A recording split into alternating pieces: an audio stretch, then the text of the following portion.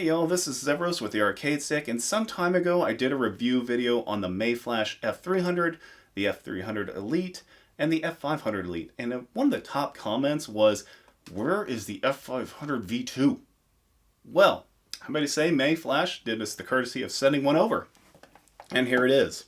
So, as usual, I'm going to be going over an overview, giving you some dimensions, tearing it open, showing you what's on the inside, giving you my thoughts, making sure all the functions work in the lab, and all that good stuff that you probably know if you've watched my reviews you're going to get. So stay tuned, and as usual, Mayflash did supply the unit. However, my opinions are my own, and might have a special bonus feature at the end of this video for another Mayflash product. Stay tuned. Let's do a quick overview of the F500 V2. Now, what's included besides the controller? Well, you have some documentation, which I always approve, and you have a special insert for how to play on the PlayStation 5. Really useful for Street Fighter 6, Tekken 8, etc., etc. So there you go. You also get an A to C adapter, which is nice for plugging into Android devices or to the aforementioned PlayStation 5. You do get an OctoGate for those of you who like that. I do. I'll probably change it. You also get an A to micro USB so that you can plug in the piggyback controller if that's the way you're going to do it. I do recommend getting Magic S Ultimate to plug in, but if this is what you have, then that's what you have. And also there's some additional screw-in rubber feet. Let's move on to the controller itself. On the V2, it is very much like the Elite, just really in a different colorway.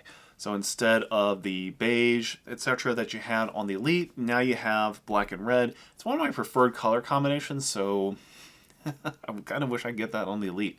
Anyway, stick and buttons, you have a clone joystick, clone buttons in a Vuelix layout, which is pretty standard for, I'd say, 90% plus joysticks that are out there. You have a recessed start options menu button there, and you've got a few option buttons up top.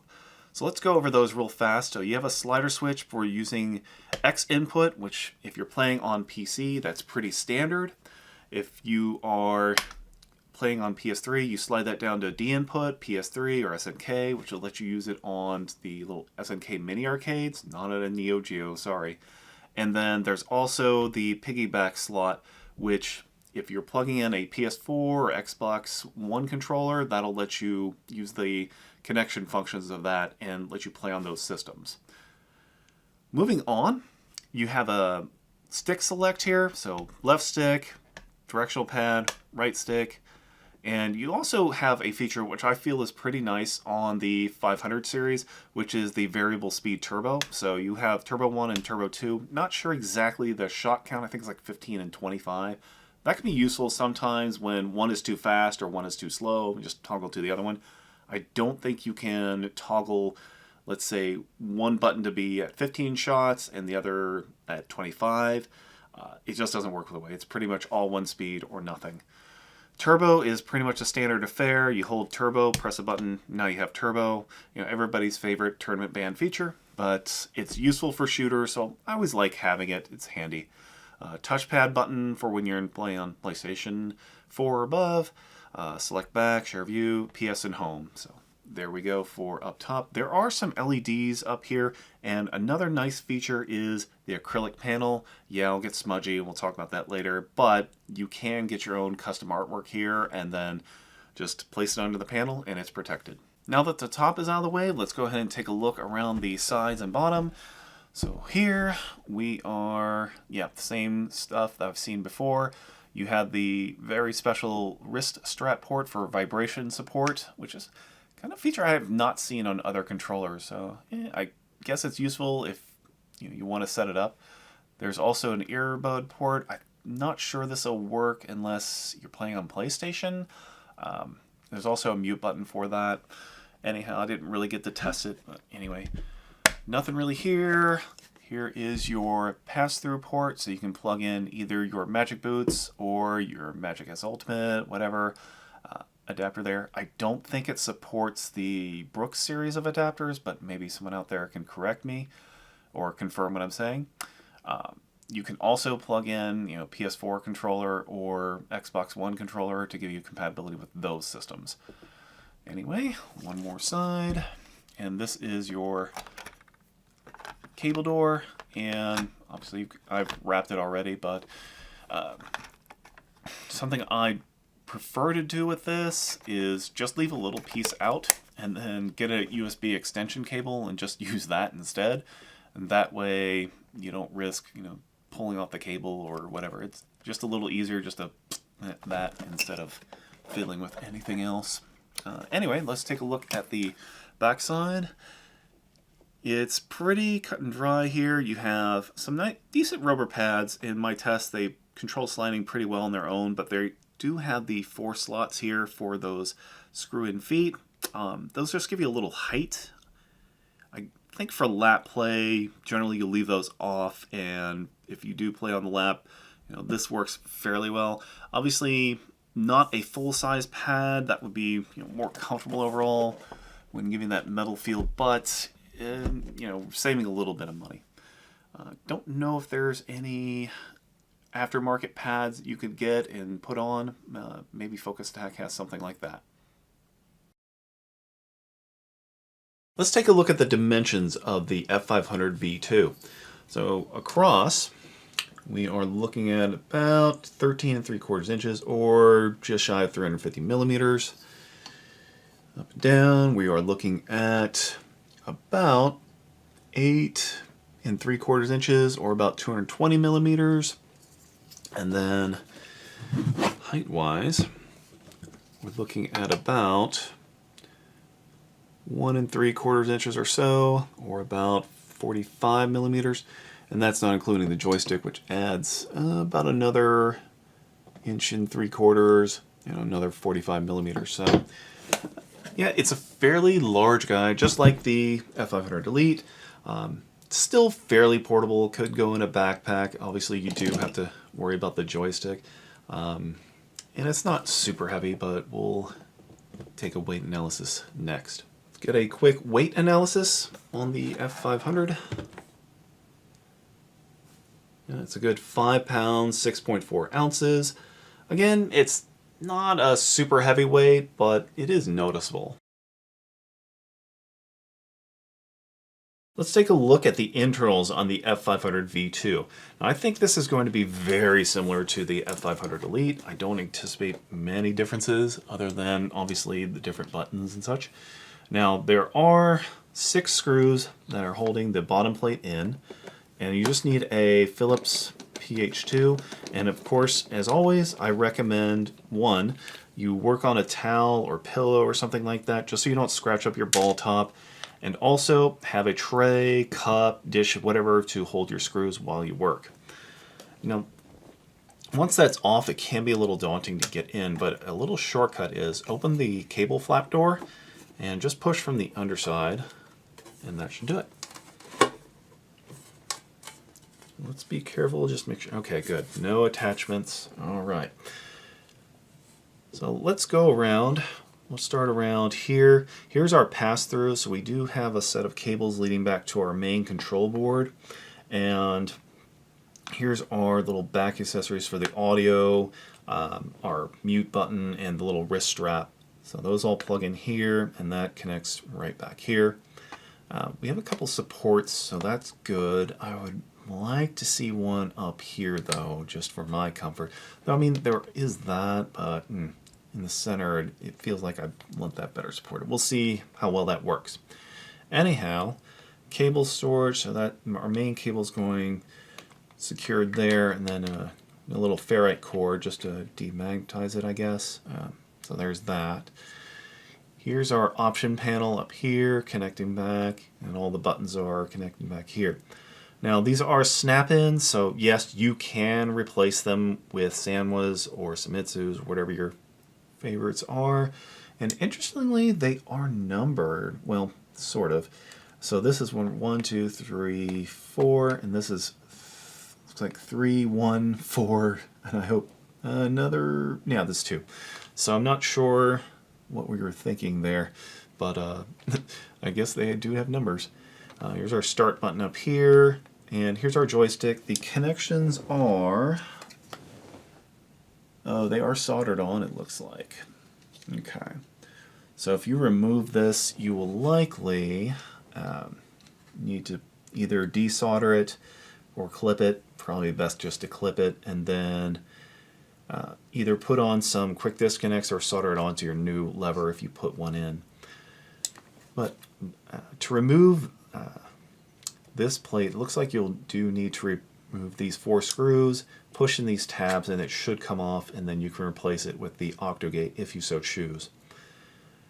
Otherwise, I'm not seeing anything else too exciting. The control board is, of course, their own. It's not compatible with a Brook layout, but I have seen, I think, some 3D prints that might kind of fix that. However, since you'd have to do a wiring overhaul and everything, and you lose the pass-through, I don't know if you could connect this without major overhauls, and the audio wouldn't work anymore. It's not really recommended. Okay, I'm going to button this back up and then we'll move on. Time for basic acceptance on the F500 V2. So I want to do some quick flex tests, see if we're bowing or giving in anywhere. And yeah, it's remarkably solid. Usually the spots that I find bow in most are right around in here around the buttons. There is a very minute amount of flexion, not really any to be concerned about. So yeah, I'm feeling okay about it. Anyway, let's do some slide tests. And this is doing, I know it looks like it's moving around a lot, but what if you're concerned about that? This is on a foam desk pad right now, and actually it's doing a really good job. I'm giving it a good amount of pressure. But let's try it without and see how much more we improve. Yeah, it's a little bit grippier, so that's always good. Now, I do appreciate that there's a shaft cover, so trying to unscrew the ball top, not likely to happen. If you're not used to playing with a shaft cover, I'm used to playing on a link, so it works for me. However, you could conceivably remove it, but I just don't like the thought of my ball top coming off in the middle of a set. That's no bueno. Anyway, just button feel again. Yeah, I've kind of already talked about it, so we'll get into that more. All right, let's go ahead and test some buttons and stick. So let's test the stick.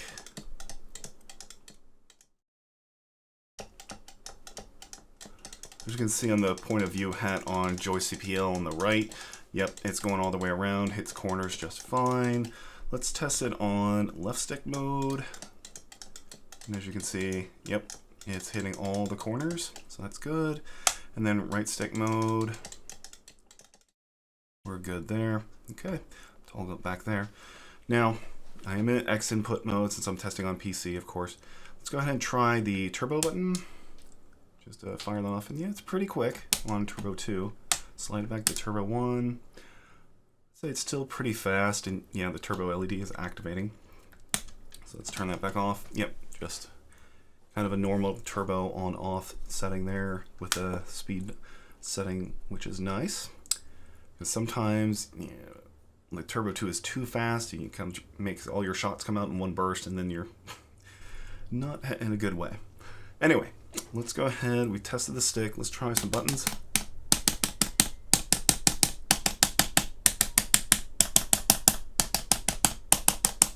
Okay, buttons look good. Let's try some button chords. All right, those all look pretty good to me. I tried matching. Yeah, mashing feels pretty good on this if I just do the wave method. Let's test the ball top. I'm seeing a lot of manufacturers get this wrong, but I cannot unscrew that ball top very easily. So this is what I want to feel is that does not come off.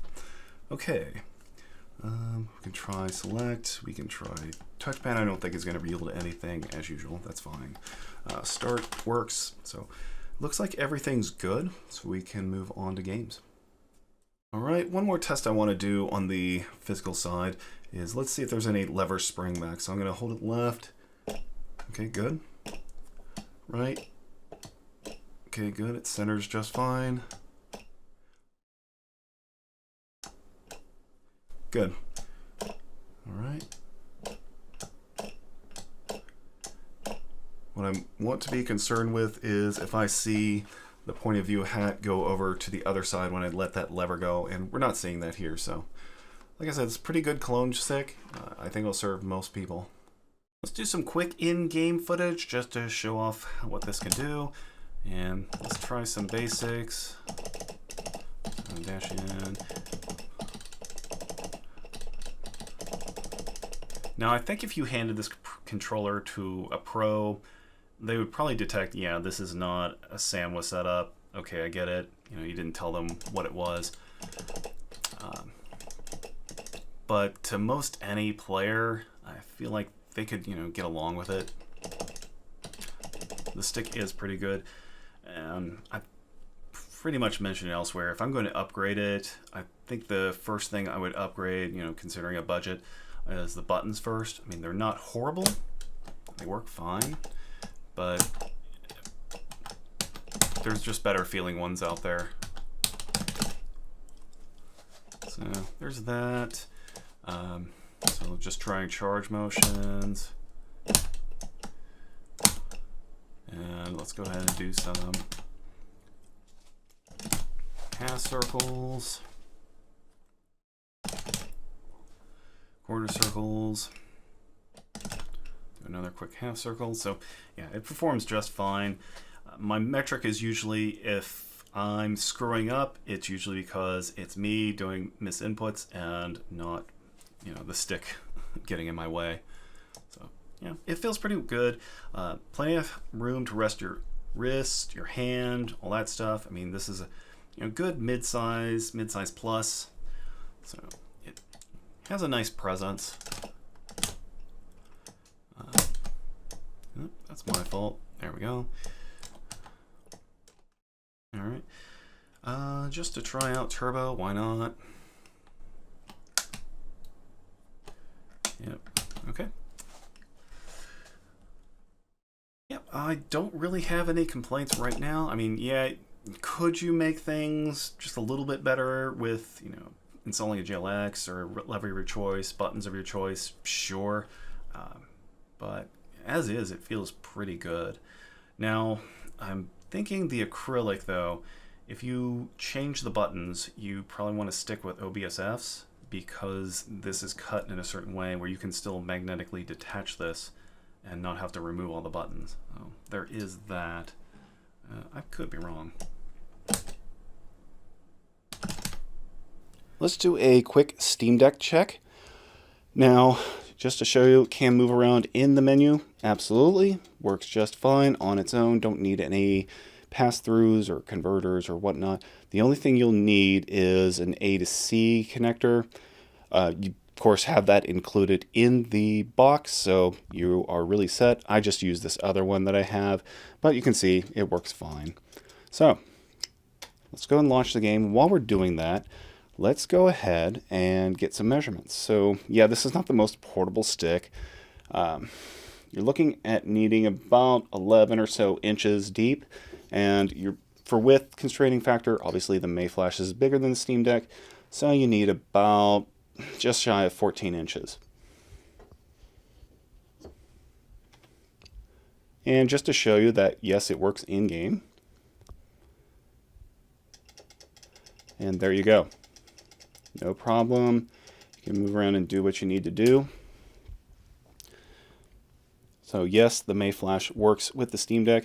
It did take like a second and a half to kind of power on. So that's the only thing that worried me for a second, but it came on and lit up and moved around. It was just fine. All right, I do want to do a quick kind of web audit of the documentation and such that's out there for the F500. So let's take a look. I'm in a private browsing tab. Use DuckDuckGo just to, you know, not have a real history. And let's see. Well, the first thing that comes up right away is their product page, which is excellent. I have a tolerance of, you know, within the first 5 results is what we want to be in the range of. So this is optimal, obviously, to have it first. Okay, so a product page. Let's see. I just want to make sure we don't have anything funny like, oh, it supports PS5, but it's really only legacy mode or something like that. Okay. Outputs out music. Yep. PS4 or Xbox One. The input. Yes, that's true. Turbo function. Yep, it does. Yep. This is a little ambiguous, I'd say. Let's just make that bigger. Analog access mode. I mean, it's not really analog, and it's not saying you're getting analog output, but it's, I don't know, just a little bit suspicious to me. I don't know. Does support the vibration function, however, I don't have the wrist strap to test that. Yeah, this should be a sub bullet point of this, but yeah, it's fine. It's fine. All right, what else do we have? We're just going over a feature diagram, which is great. Okay. Magnets, alright. Cool. Alright, so ports used to connect with your controller. The wireless controller that comes with your console, come with wire. Yep, alright. Okay. Yeah, that's fine, that's fine, that's fine. Okay, same size, yep. So. They're using the same specs. Now this seems to indicate this joystick. It's kind of small, but so it does say it's kind of replaceable, but you need some sort of different harness if it has these plugs on it. I looked at that internal, so yeah. Okay, so I'm not seeing anything objectionable here. That's good. Let's see about support. So firmware, arcade stick. Alright. Latest release looks like it was in late 2022, so we're looking at over a year old. I'm okay with that, I guess. I mean, they're just not finding anything to bother with.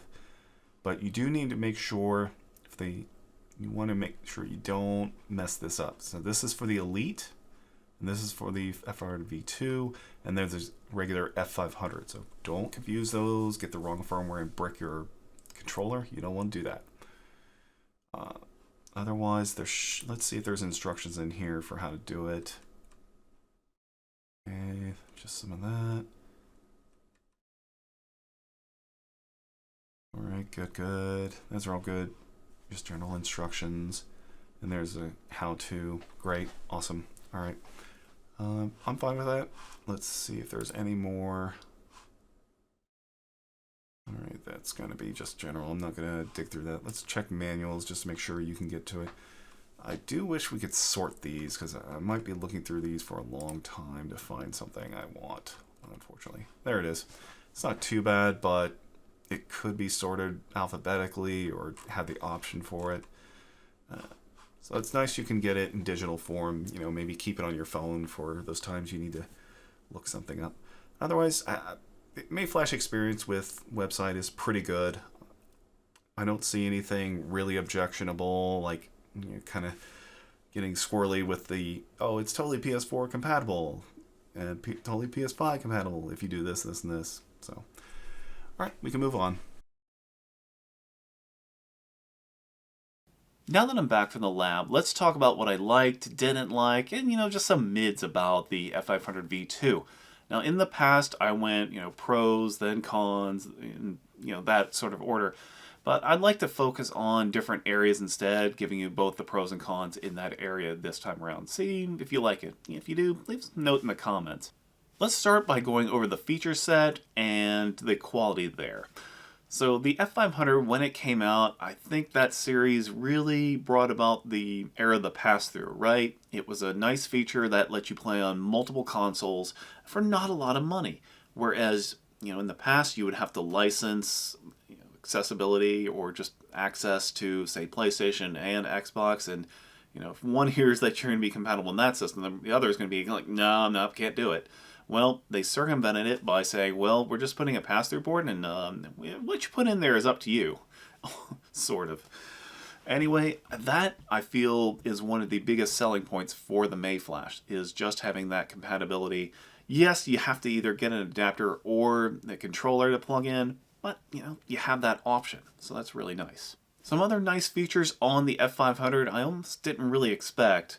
One is the stick select. I would not expect to have all three sticks selectable on here, but you know, it's added in, so that's a nice touch.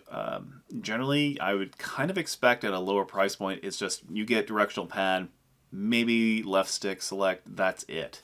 So that's nice. Also, the multi-speed turbo select, while it's not like the turbo dial that we used to have on the old NES Advantage, you know, it's a nice thing to have so that, you know, if you're playing a game and something like Contra, I've noticed, especially arcade, if you have your turbo set too high, it'll fire all your shots. You can't fire until, you know, some of those go off screen and you're just not in a good place. So having that slower turbo can sometimes help. So what are the features and performance do you want to watch out for? Well, one, yes, we know that we're getting this to be a little bit less expensive by using clone parts, and I found them fine. Upper level players, you'll probably want to steer clear, or maybe you replace them in the future, which you can do. Now the other thing is there's no L3 R3, and I just chafe a little. I mean, you can get by without it, of course, normal everyday play. It's not something you're going to use. However, you know, if you do a lot of training mode stuff and you want to set one to record and the other to playback, you don't have that option here. And that kind of, it kind of sucks. So as far as performance goes, I felt like, you know, I could do what I wanted to do on these stick and buttons. However, I didn't sense it myself, but maybe I'm just not attuned to these things. The PCB inside the F500 V2 is listed, you know, to be a little bit slower than, you know, kind of your industry standard Brook or GP2040. So do watch out for that. If you're really sensitive to controller lag, you might notice a little bit here. So that's features and performance out of the way. Let's go into build quality and just how it feels. Now overall, you know, it's a fairly comfortable stick to play on. It's wide enough to play in the lap very comfortably. It works well on a table. Doesn't have a lot of flexing at all. I mean, I'm pretty trying in right here. Slide factor is pretty minimal, so I felt pretty good about that. Obviously, this is a plastic body. It's not, you know, all metal or anything. It's not something that you could drop off the side of a building and maybe would survive from, you know, 20 stories up, but I don't think any stick would, so that's probably unfair. Anyway, it does feel comfortable in the lap, it feels comfortable on a table, so you know, all around it does pretty well there. As far as build quality issues, the only thing I would like to see is the option to upgrade to a full pad on the bottom. I think that would be nice. Just instead of this metal here, a full-size pad. I'm sure maybe there's a third party you could do it with, or you know, just strip off these and cut your own.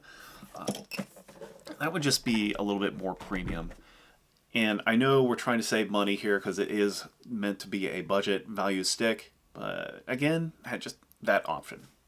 So as far as size considerations for the F500, I feel like this is about the size for a lever that I like, just because it's wide enough to play comfortably on the lap. It's also hefty enough to, you know, not feel like you're going to flail it around, especially on a table.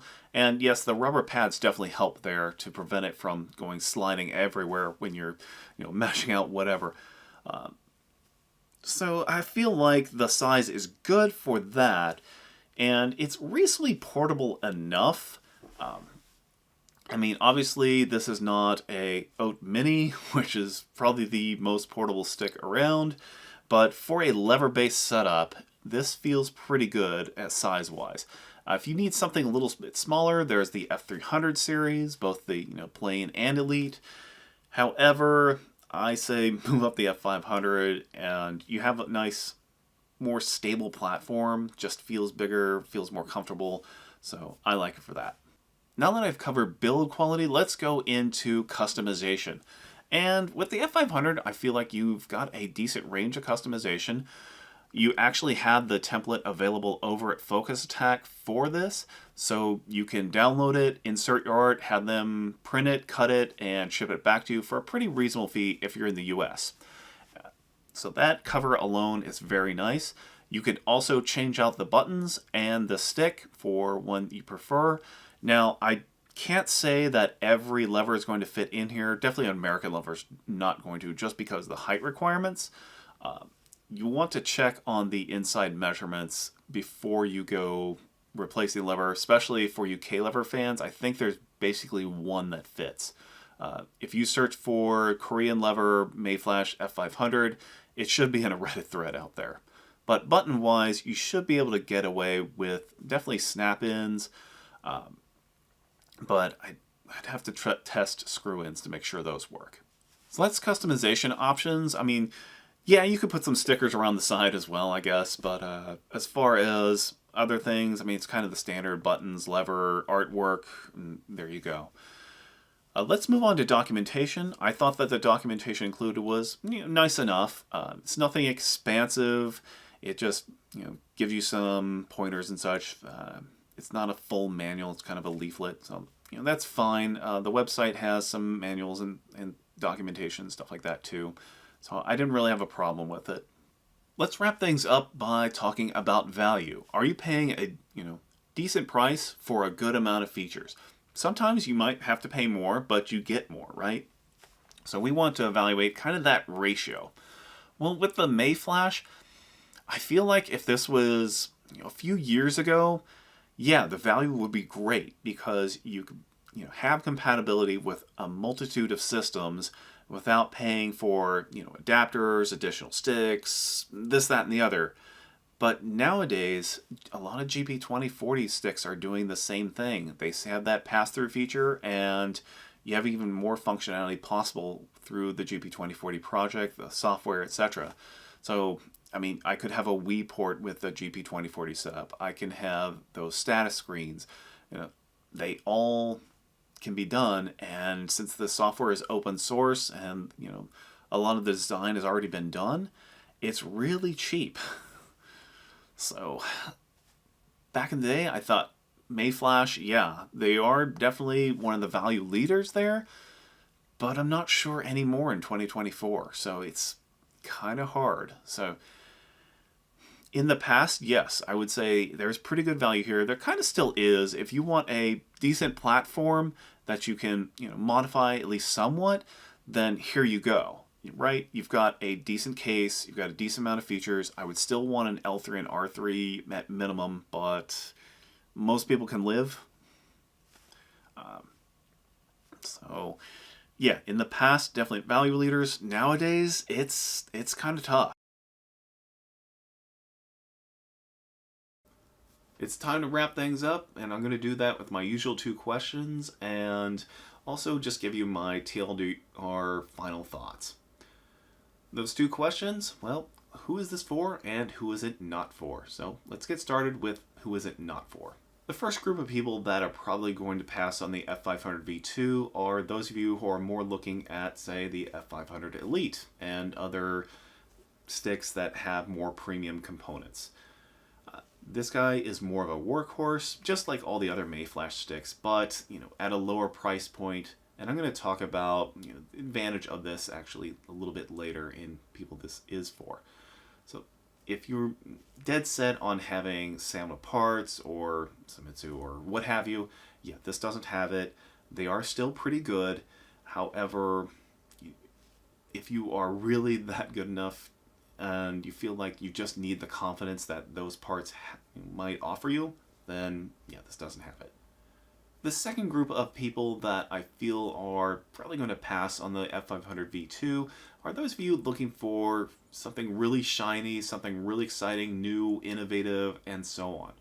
Now, when Mayflash came out with the F-Series, I feel like we did see some innovation with the pass-through port. Now you can connect a less expensive fight stick to more systems just by connecting to controller or using the Magic S Ultimate or Magic Boots or what have you. And that's a great innovation. It's still a great feature. However, it feels a little, not really dated, but just, it's been there, done that a little bit. I don't know.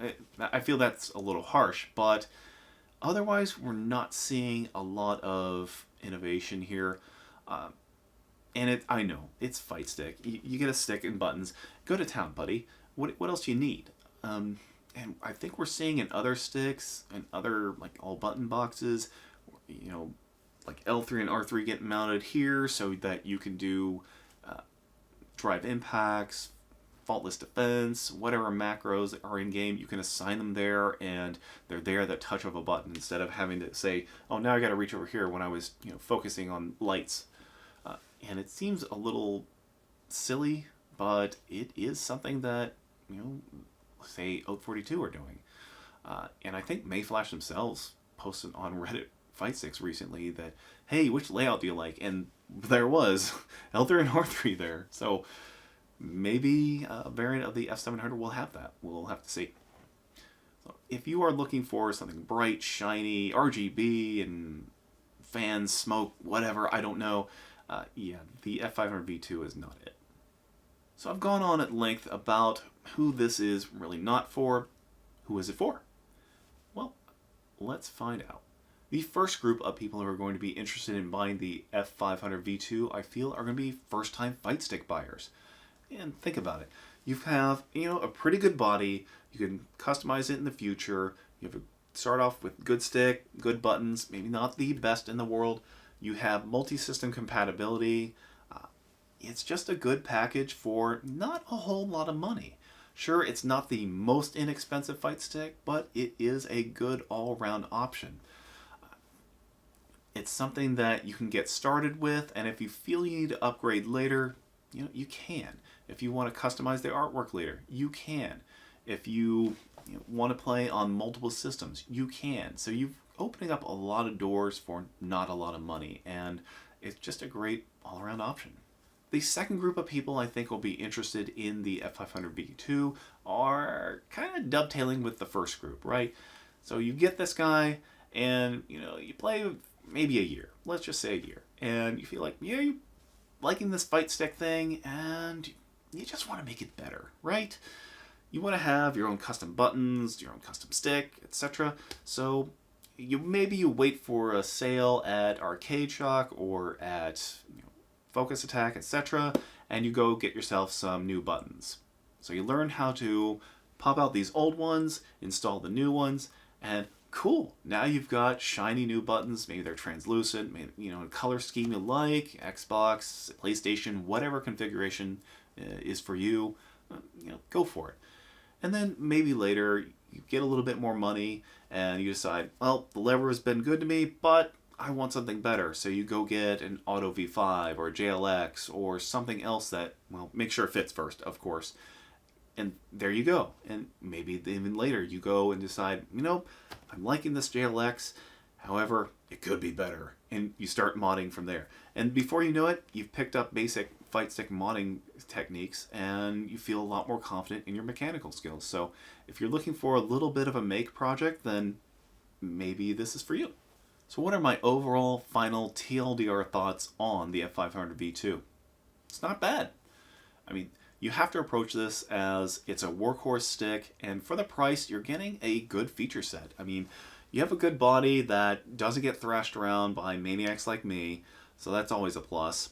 You have a decent stick, decent buttons, a decent feature set. I would like to see L3 and R3 in future revisions, and a proper USB-C pass-through connection, instead of an attached cable.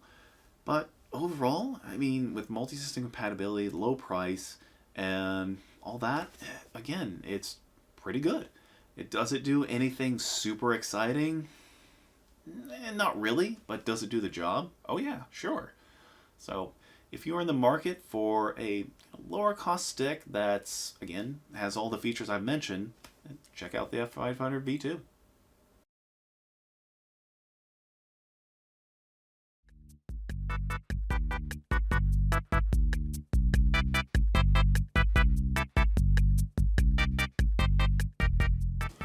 What if you're looking to play these old games on this old hardware, but now all your TVs and monitors nowadays, they're using HDMI?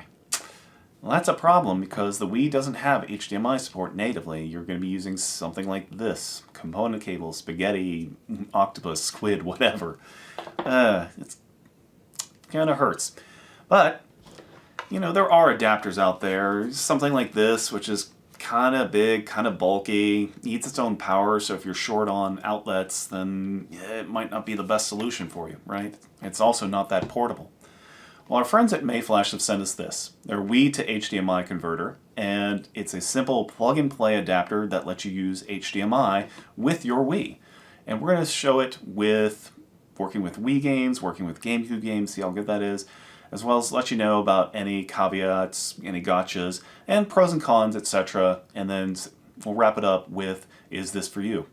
So if you are interested in reviving that old Wii of yours and playing on more modern TVs and monitors, then keep watching. Installing the adapter is super simple.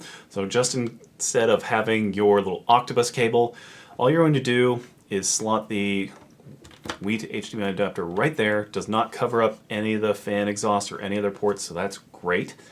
And there you go, you're ready to connect your HDMI. And there's also an optional line out, but I don't believe we'll need it.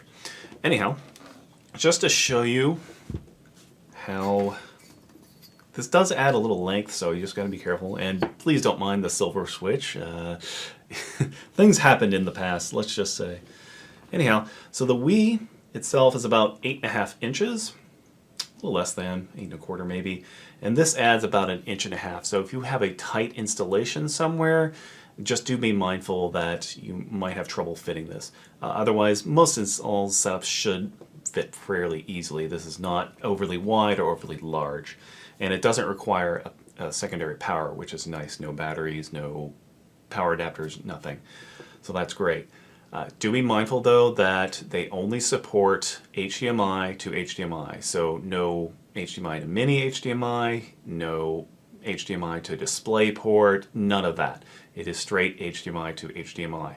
And also, this is not an upscaler, it just takes the output you have, which is 480, and puts it out to your TV or monitor at that resolution. So it's not going to magically upscale it for you or do any interpolation or anything like that. So just do be mindful, that's all you're going to get out of it.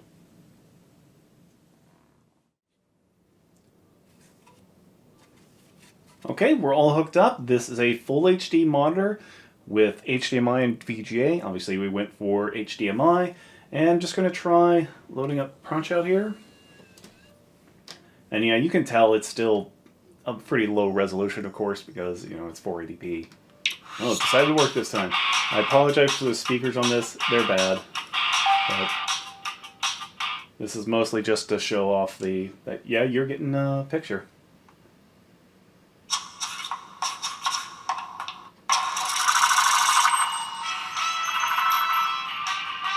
Okay.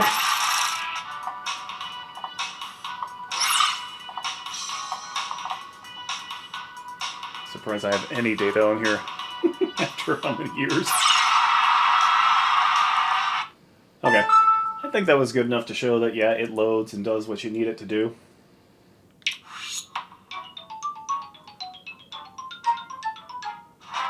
Yep. So we have the GameCube channel, and you have that iconic sound, which is nice. You notice we are getting HDMI sound, so it's outputting that correctly. I know these are monitor speakers, they're terrible, I get it, but it does demonstrate that it works. I picked Mario Tennis because I figured this would be a good test of, well, it's progressive mode here. And I do have a nice wireless controller from Retro Fighters. No sponsorship, just wanted to show that off.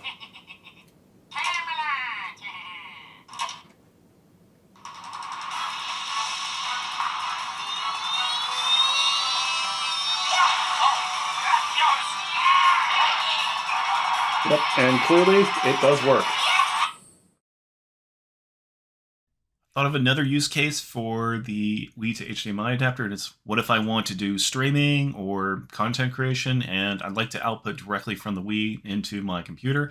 Well, here you go. You can absolutely do it. And yes, it will record sound. Just when I did it, it was a little too loud, so okay, I'm just going to do a voiceover. And here it is. So you can see that it does, pretty good output. You're not, again, not going to get upscaling or anything like that, but you can play and watch on your PC here, just like I did here. So you can kind of see the image quality that comes out from the Wii into the capture unit. And this is, of course, Project Plus. I loaded it from SD card the easy way, just to show off a little bit of that gameplay feature. All right, just in case you're wondering, hey, does this work with GameCube titles in my Wii? Yes, here it is. This is Melee. I'm terrible at it, but it absolutely does work. And this is in progressive scan mode for what it's worth. It should work with whether it's running in that or not for whatever title you're playing.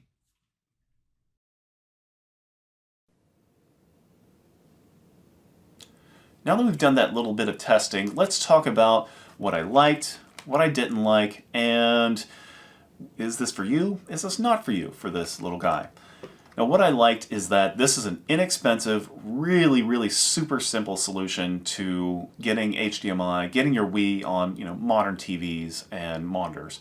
A lot of them are just dropping those old connection specs, so you have to have HDMI, and this is a very easy way to get it.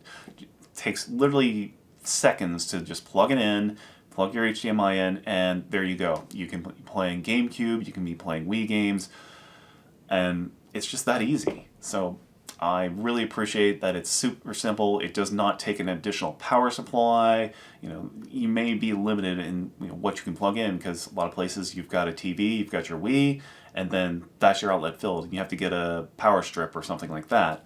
And if you've got other equipment, then it just gets more and more complicated. So having something that's super simple, one plug, done. Now, if you are someone that needs some special situations, you have the mini HDMI, micro HDMI, whatever, for some reason, not a lot of TVs have this, then yeah, this product may not work for you. So that is a downside. It's a very minor downside because I don't think many displays actually implement that. If you have a need for upscaling, or you need some other image enhancement features, obviously this guy does not do that. It's pretty much, hey, I'm getting a signal from here, I'm just going to convert it to HDMI for you. You have fun with it. If you needed something to make it 1080 somehow, then yeah, you're going to need some more extensive mods. But for most people, that's just not something they want. It's, hey, I just want to be able to play my Wii on my newer TV, and I can't do it without an adapter. This lets you do it. So on the whole, I think the pros vastly outweigh the cons on this. I'm just mentioning the be complete as always. So if you are someone that is just looking to play your old Wii games on your newer TV, this is a fantastic product for that. If you, again, want the upscaling, something more involved, then yeah, that's going to take another different product that's going to be more expensive, or it might take extensive mods, other stuff. That's, obviously not for you.